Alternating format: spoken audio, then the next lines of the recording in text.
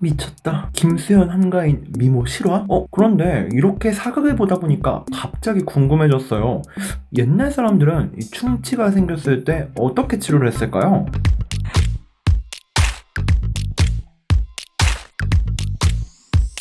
요즘은 치아에 통증이 느껴지거나 하면 당연히 치과에 가서 충치 치료를 한다거나 발치를 한다거나 고철 치료를 하는 것이 당연하고 또 일반적인데요. 드라마 속에 나오는 너무나도 하얀 이를 보거나 유난히 반듯한 건치를 보면 이상하게 이질감이 느껴지는 건 그 시대에 치과가 어딨어? 라는 생각에서 출발하는 것 같아요. 그래서 오늘은 옛날 사람들은 어떻게 충치 치료를 했는가를 알아보고자 합니다. 요즘은 패스트푸드가 많아지고 치아에 악영향을 주는 조건들이 많아져서 치과를 예전보다 자주 가야 한다고 하더라도 분명히 과거에 충치가 없던 것은 아닐 텐데요. 놀랍게도 치과 치료라는 개념과 유사한 치료 방식이 기원전 7000년경 시작되었다고 합니다. 기록에 따르면 인도와 파키스탄에 걸쳐 있는 겐지스강 부근에서 처음 시작되었던 이 치료 과정에서는 치아를 치료하기 위해 나무로 만든 활식 드릴을 사용했다고 해요.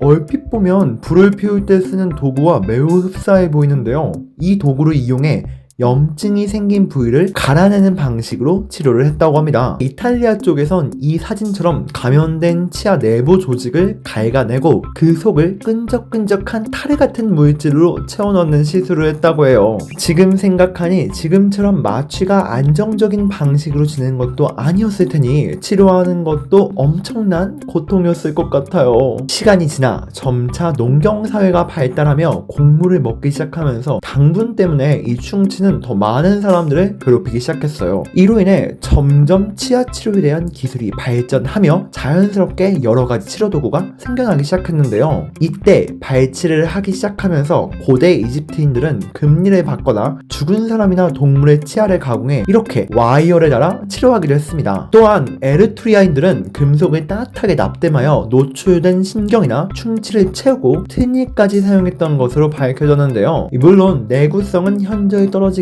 쉽게 시술을 할 수 있다는 이유를 생각하면 그 이전과 비교했을 때 혁신적이다 라고 표현할 수 있을 것이고, 이 방법은 실제로 쉽게 시술할 수 있다는 장점 때문에 무려 1800년에 걸쳐 이용되었다고 합니다. 하지만 이런 와이어나 일종의 보철 치료 등은 귀족들만 할 수 있는 특권이었어요. 일반인들은 충치의 원인을 세균이 아닌 벌레, 귀신이 괴롭히는 것이라 생각해 그저 약초를 입에 물고 있거나 기도를 하는 등 민간요법에 의존하고 실제 치료를 거의 받지는 못했다고 합니다. 그래서 많은 사람들이 충치가 생긴 후 감염이 되어 폐혈증으로 사망에 이르기까지 했다고 하는데요. 이 충치 때문에 사람이 죽는다니 요즘이라면 정말 상상도 할 수 없는 일이겠죠. 점차 치아 관리의 중요성이 사람들에게 널리 인식되자 중세 시대부터는 클리닝, 화이트닝에 관심을 갖기 시작했다고 합니다. 놀랍게도 이때 실제로 사용된 것 중엔 현대 치과에서 사용하는 제품들과 성분이 매우 비슷한 것들이 있는데요. 회향, 미나리, 파슬리 등을 씹어 입안을 상쾌하게 하고 미백 효과도 누렸다고 해요.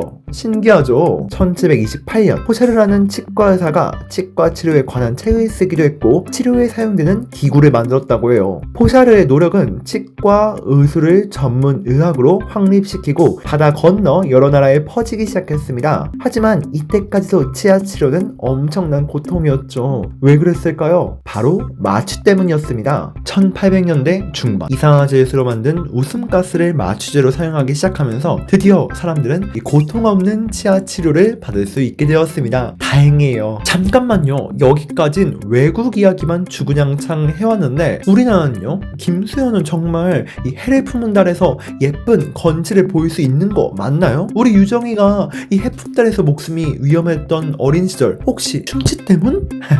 제가 이 드라마를 보다 와서 죄송합니다. 그렇다면 우리나라는 언제부터 치과 치료를 시작했을까요? 동의보감에 따르면 버드나무 달인물을 입안에 물고 있거나 버드나무 가지로 치아를 닦으면 치통이 줄어든다는 기록이 있는데요. 놀랍게도 바로 아스피린이 이 버드나무에서 추출한 살리실산이라는 점, 이걸 알고 한 것은 아닐 테지만 임상을 통한 의료기술 역시 동의보감이네요. 외쳐 갓버준! 하지만 이건 일시적인 현상일 뿐 아무래도 한계가 있었죠. 이 기록에 따르면 1885년 미국인 선교사 알렌이 제중원에서 발치를 한 것이 한국 근대 치의학의 시작이라고 볼 수 있는데요. 그 전까진 단순히 소금을 씹거나 지푸라기를 이용한 치아 관리가 이루어졌다고 합니다. 그래도 이후부터는 한국인 입치사가 등장하면서 본격적인 구강병을 치료하는 치과 진료가 시작됐다고 하니 잠깐, 그럼 우리나라는 200년도 안 된 이 짧은 기간 동안 이렇게 치의학 기술이 좋은 나라가 된 거라고요?